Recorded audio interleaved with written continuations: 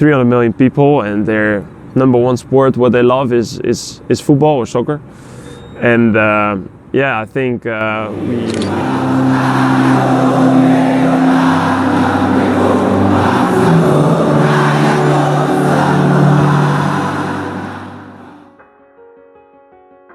Sebagai olahraga nomor satu yang paling digemari, bangsa ini tidak kaget lagi dengan berbagai macam euforia terhadap penampilan timnas sepak bola Indonesia.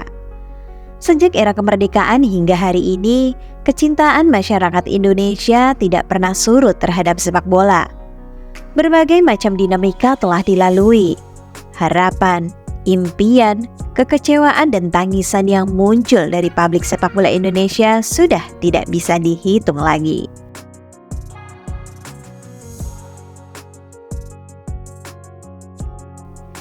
Dari zaman permainan yang digelar dengan sederhana antar kampung di setiap sore hari, sampai pertandingan yang harus melibatkan PSSI sebagai institusi sepak bola, olahraga ini selalu dibicarakan oleh masyarakat Puritan. Menjelang era globalisasi yang tidak bisa lagi dibendung, anak-anak yang bermain sepak bola antar kampung dengan nyeker mulai hilang dan tidak ditemukan lagi. Mereka kini harus ikut arus globalisasi sepak bola dengan mengikuti sekolah sepak bola atau SSB untuk bermain si kulit bundar. Meskipun digandrungi oleh mayoritas masyarakat, bangsa ini sungguh boleh dikatakan telat untuk membangun sepak bola seperti di Eropa. Sepak bola yang terlanjur berlaku modern tidak bisa diikuti oleh masyarakat Indonesia yang masih belum mampu meninggalkan hidup tradisional. Secara tradisional, artinya sepak bola Indonesia hanya bersandar pada bakat alam dan gembar-gembor ratusan juta stok pemain yang tersedia. Namun dunia terlanjur modern. Seorang pemain tidak lagi dilahirkan, namun seorang pemain sepak bola atau atlet itu diciptakan dengan metode ilmiah.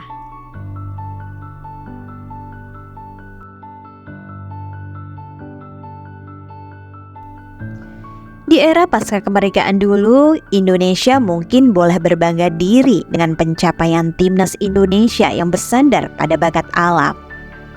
Puncaknya boleh dibilang adalah ketika timnas Indonesia mampu menahan imbang Uni Soviet di Olimpiade 1956. Celakanya, dunia kemudian berkembang sangat pesat dan kita tertinggal dalam banyak hal. Industri sepak bola di Indonesia justru dipahami hanya dengan ketika permainan ini bisa dimonetisasi dengan judi.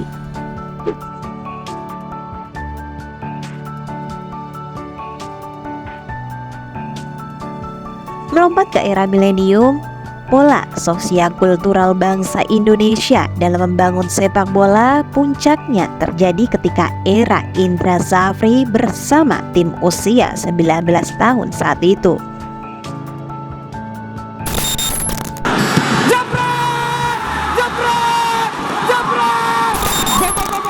Saat itu Indra Shafri berhasil kembali membangun romantisme sepak bola Indonesia dengan bakat-bakat alam dan gembar-gembor stok pemain yang melimpah dari Sabang sampai Merauke. Indra Shafri mampu membakar dan mengingatkan romantisme bahwa kita adalah bangsa besar yang mampu mengalahkan siapapun. Dengan pendekatan sport science dan stok bakat alam, Indra Shafri membuat publik sepak bola berteriak, "Kita adalah Garuda." Pak Bingyo masih Malini Pali, masih Malini ke tengah dia,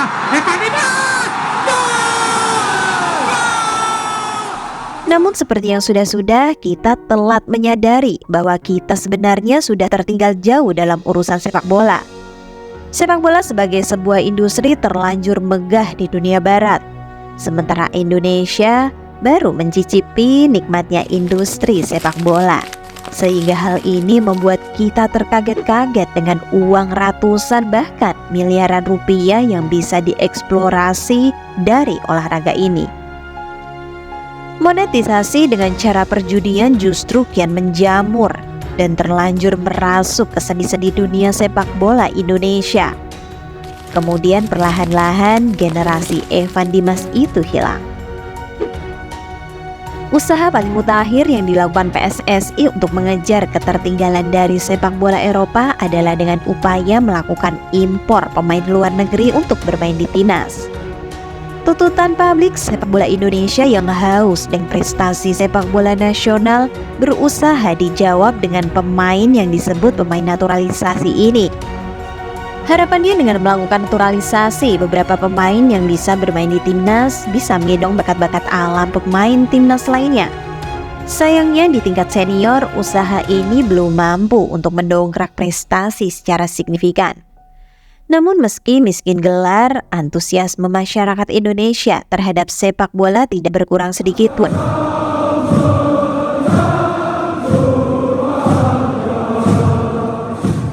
Sedikit demi sedikit PSSI mulai meniru gaya modernitas dalam membangun sepak bola. Sejak era Evan Dimas dan kawan-kawan mulai menjamur SSB dan hingga hari ini kian menjamurnya Akademi Sepak Bola sebagai penyuplai pemain ke timnas. Era tradisional sepak bola Indonesia kian menuju senja kala.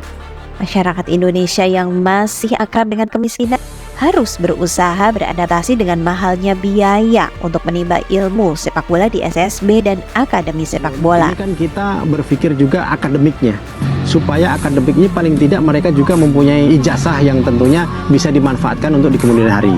Meski menyakitkan bagi sebagian masyarakat Indonesia, tapi mahalnya biaya investasi yang harus dikeluarkan orang tua untuk mengasah bakat anaknya ini sedikit demi sedikit berdampak untuk timnas Indonesia. Meski harapan untuk sejajar dengan negara-negara besar sepak bola masih jauh. Seolah dikejar oleh waktu, sepak bola Indonesia hari ini seperti sudah tidak boleh lagi hanya sebagai penggembira dalam kancah sepak bola internasional. Cara paling canggih hari ini yang dilakukan untuk menciptakan timnas yang kuat adalah dengan mencari pemain berdarah Indonesia yang tumbuh atau dididik oleh modernitas sepak bola Eropa. Cara ini dianggap lebih sopan dibanding melakukan naturalisasi pemain seperti yang sudah-sudah. Efeknya luar biasa. Euforia publik sepak bola Indonesia kembali muncul. Harapan dan impian bahwa Indonesia bisa bermain dengan Brazil, Argentina, atau Inggris bukanlah mimpi di siang bolong. Indonesia yang memiliki sejarah lama dengan VOC dan Belanda mempermudah cara canggih ini untuk menciptakan Indonesia yang kuat dan disegani oleh dunia. Pola tradisional dengan memanfaatkan bakat-bakat alam dianggap cara yang usang. Toh, negara-negara kecil di Eropa sana mungkin tidak memiliki bakat sepak bola sebesar Indonesia. Tapi dengan pendekatan ilmiah dan modern, mereka mampu menciptakan timnas yang kuat. Jadi, cara memanggil pemain diaspora ini menjadi cara paling murah untuk menciptakan timnas yang kuat dalam waktu yang singkat dibandingkan misalnya PSSI dan pemerintah harus melakukan investasi di dalam negeri untuk membina bakat-bakat alam yang tersebar dari Sabang sampai Merauke. Toh ternyata ada anak bangsa yang sudah tumbuh dan berkembang dengan baik di negara Cornelis de Houtman sana. Sejujurnya ini adalah cara cerdas, mempersilahkan modernitas negara barat untuk menempa anak bangsa Indonesia dan nantinya bisa mengabdi untuk timnas Indonesia. Tentunya PSSI sadar betul, untuk membangun sepak bola Indonesia tidak bisa menyandarkan pada aspek kemampuan menggiring pemain-pemain Indonesia saja, tapi ada aspek ekonomi, sosial, dan banyak hal lagi. Indonesia bukan seperti Afrika yang dianugerahi genetika fisik yang tinggi, kuat, dan kekar. Meski mereka cenderung miskin, kekuatan fisik mereka menjadi modal besar untuk beradaptasi dengan modernitas sepak bola. Tentunya terlalu lama bagi PSSI untuk bisa membentuk pemain yang memiliki tubuh kekar seperti Didier Drogba atau Paul Pogba. Untuk menciptakan pemain yang ideal seperti pemain-pemain di Eropa tentunya akan bicara banyak faktor. Waktunya terlalu mepet untuk menciptakan hal-hal ideal ini.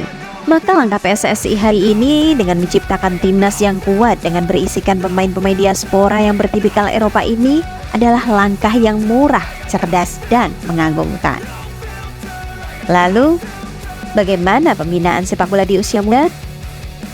Waduh, investasinya terlalu mahal. Lebih baik uang negara digunakan untuk yang lain saja yang lebih penting. Jika timnas Indonesia menang, rakyat Indonesia sudah senang kok. Mereka sudah lama menderita. Mereka hanya butuh hiburan. Hiburan yang paling mereka gemari adalah sepak bola.